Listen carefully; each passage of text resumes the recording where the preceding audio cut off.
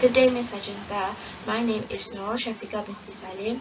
My matrix number is 1544789, and for my pitch presentation, I'll be talking about why students deserve mental health days. When I was a child, I was always told to care about my physical health. Don't eat too much sweets, you'll rot your teeth. Don't play in the rain, you'll catch a cold. But I was never made aware of my mental health. I've always assumed that the symptoms of depression and anxiety that I've experienced were just a form of weak mentality and that it would go away after I grow up. This made growing up very hard for me, as I was worried about a lot of other things that other kids weren't, and school would get very overwhelming. This resulted in a lot of breakdowns and panic attacks. Sometimes I was super productive, and other days I couldn't get anything done. I'll admit the environment that I was raised in wasn't necessarily healthy, but I don't blame the people that I'm surrounded with, as I grew up in the 2000s and mental health was never a priority. Cut to 12 years later, with access of internet by myself, and now as a full-time university student, I now fully understand the need for a mental health break. Sometimes I used my rest days to the fullest, and sometimes I didn't need at all. But the fact that they were always an option to me was what kept me happy and healthy. I'm here today to offer you some insight into the world of teenage mental health. What's going on? How did we get here? And what can we do? But first, you need to understand that although not everyone has a mental health disease that's been diagnosed, we all have mental health. Every person has a brain that requires care in a manner similar to how we tend to our physical health. Our head and our body are connected by much more than just our neck.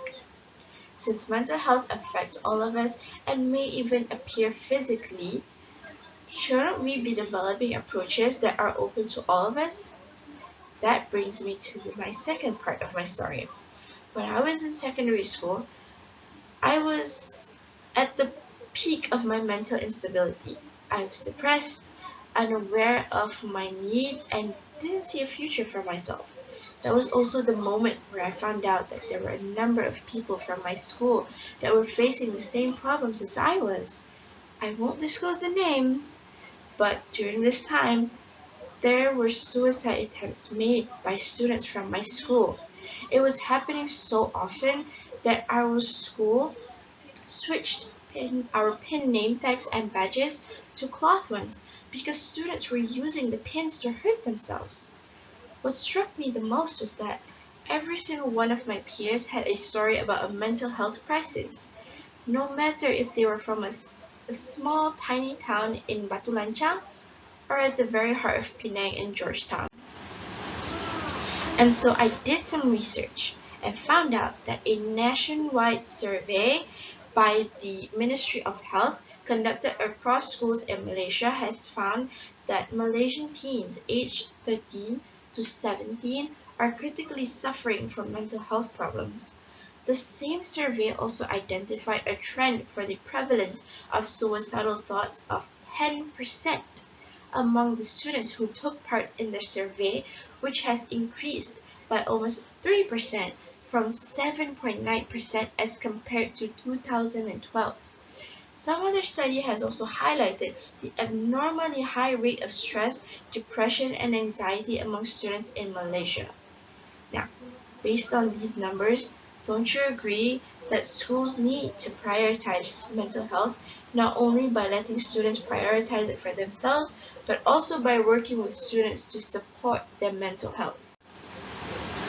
I'd like to also add that in a 2020 study of 1,500 teens, 78% of respondents said that they thought schools should encourage mental health days. Now, let's say a student is having a really hard month. They're overwhelmed, they're overworked, they're falling behind in school, and they know they need help. What should they do? Now, this is where you, the parents, have the upper hand. These are your children. Any pattern in behavior is going to be easy to spot, as it usually is exhibited at home. The best method for a parent to determine if their kid needs a mental health day is to get to know them, speak to them. Mental health days shouldn't be used to help a child avoid events at school. Be mindful. Behavior is a form of communication.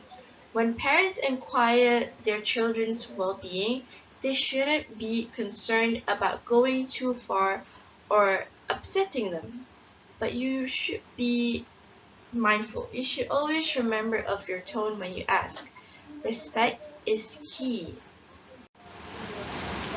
Now, I believe larger steps needs to be taken. Malaysia needs to set up a law that prioritizes mental health for teens, which allows us to take mental health days off from school the same way you would a physical day, because oftentimes the day off is the difference between feeling a lot better and a lot worse. Kind of like those days that I gave myself for a mental health break.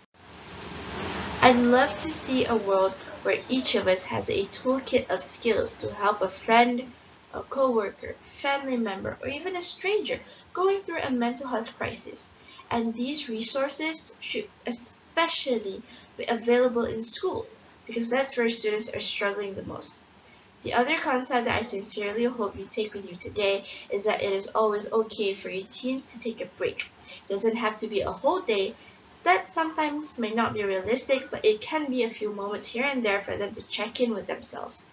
Please look after each other, look after your kids, look after your teens in your life, especially the ones that look like they have it all together. Mental health challenges are not going away, but as a society, we can learn how to manage them by looking after one another and look after yourself too. Once in a while, take a break. Thank you. These are the resources that I've used for my pitch presentation. Have a great day.